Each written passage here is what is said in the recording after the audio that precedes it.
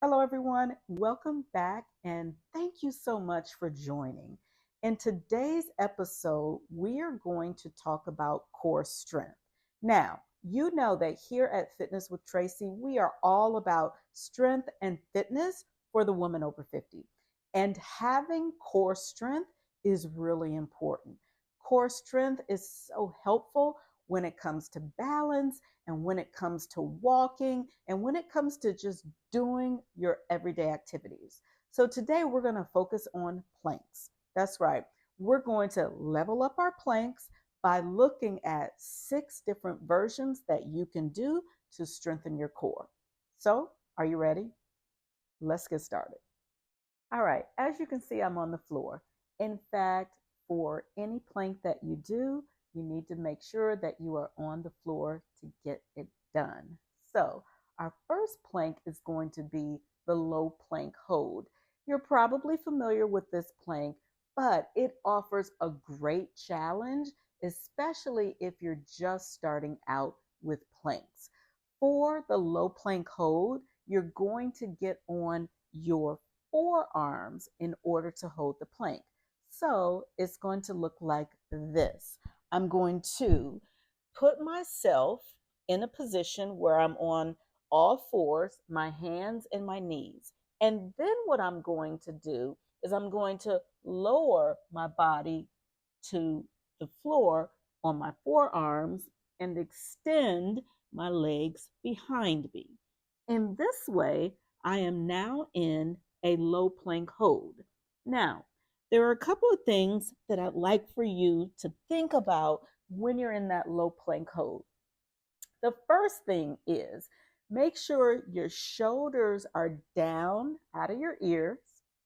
Make sure that your glutes are tight and strong, and make sure that your hips are not sinking or are not raised up in the air.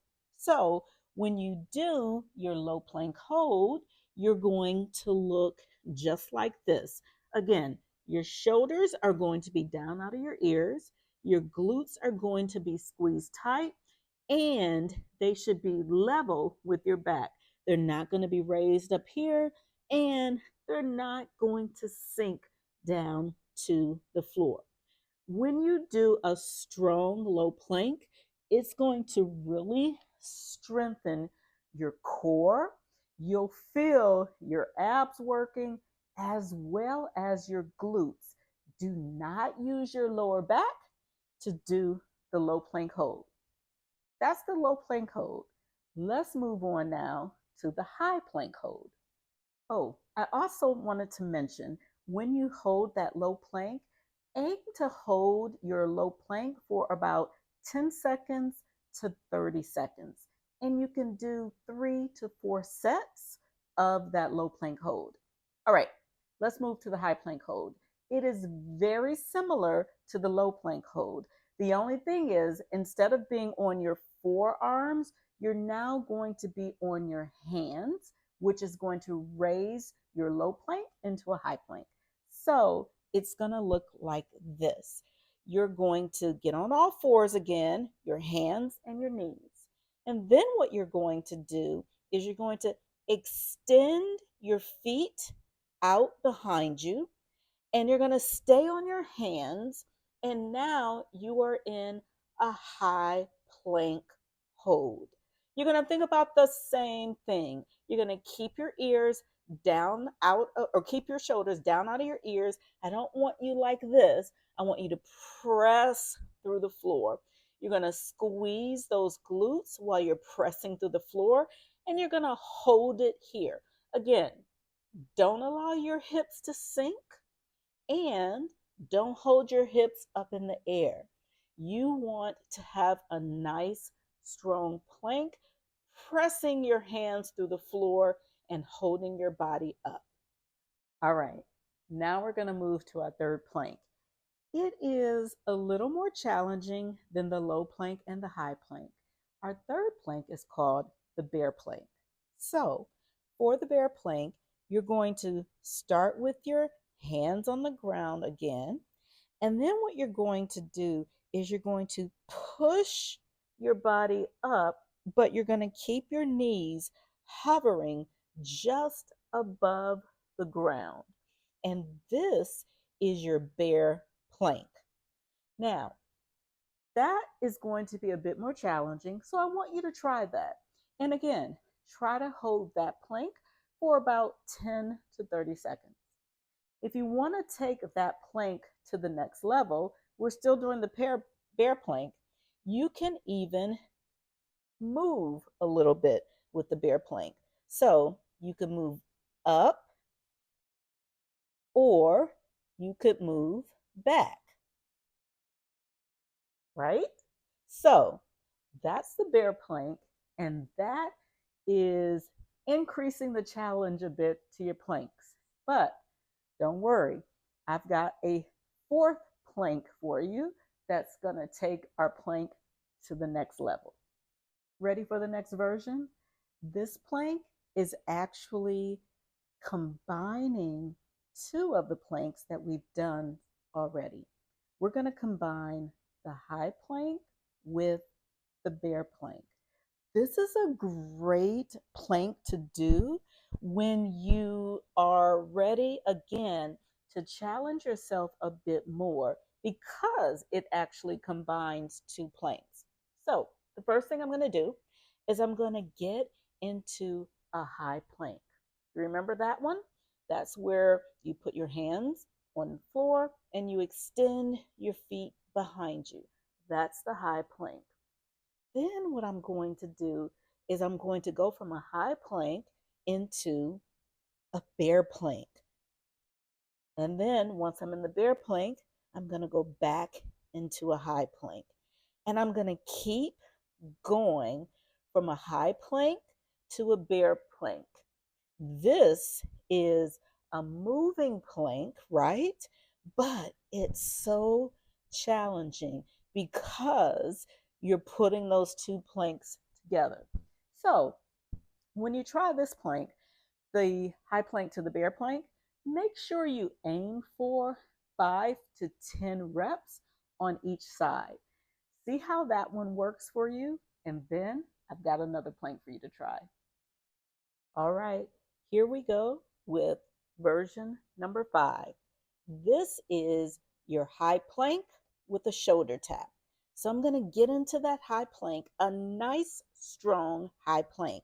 And what I'm going to do is I am going to take one hand and touch the opposite shoulder with that one hand, bring it down, and do the same on the other side.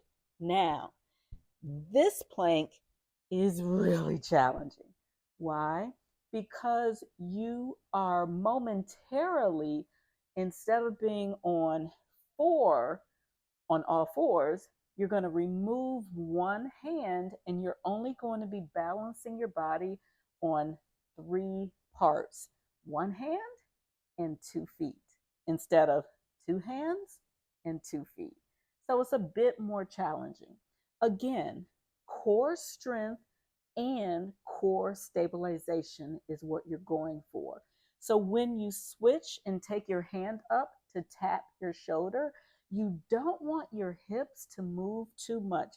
They might move slightly, but you don't want them to move too much because this is really all about core strength and core stabilization.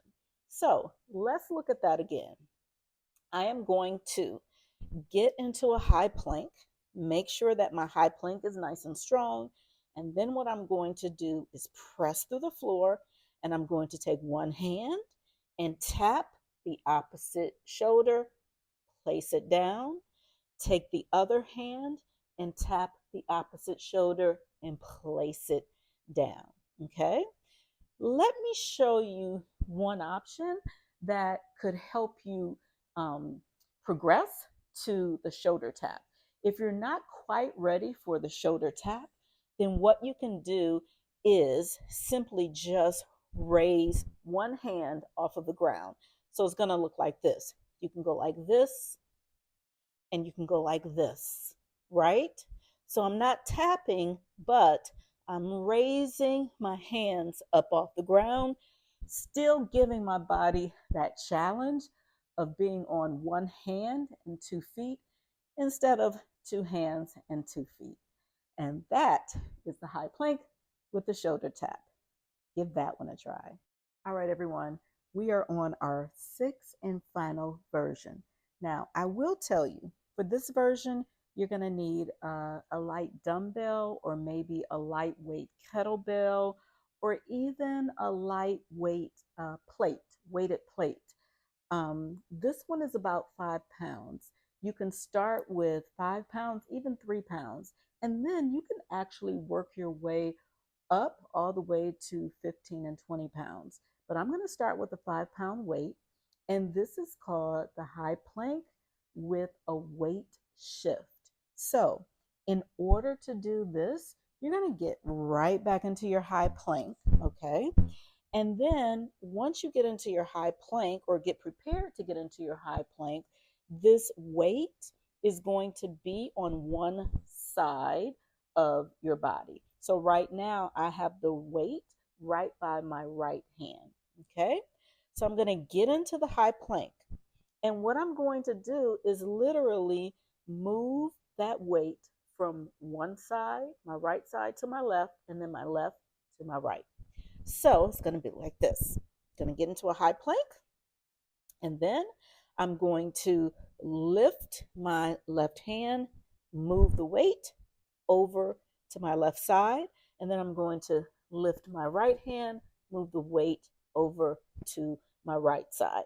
Now, this is similar to the high plank with the shoulder tap because what we're doing again is we're balancing our weight from a 4 point position to a 3 point position when we pick up the weight and move it from side to side. This is a very advanced plank, and so you can definitely try it, but it's always about starting where you are. So give this a try when you're ready, and make sure you start with a lighter weight. And as you become stronger, you can increase the weight in your plank with the weight shift. The plank is an amazing exercise to strengthen your core and also to increase core stability. The key is to start where you are. Start with the 2 plank holds first. Start with your low plank hold and your high plank hold. Get really strong with those 2 planks before you move on to the more challenging planks. Remember, it's all about laying that foundation and then building on that foundation. Challenge is good. Appropriate challenge is even better.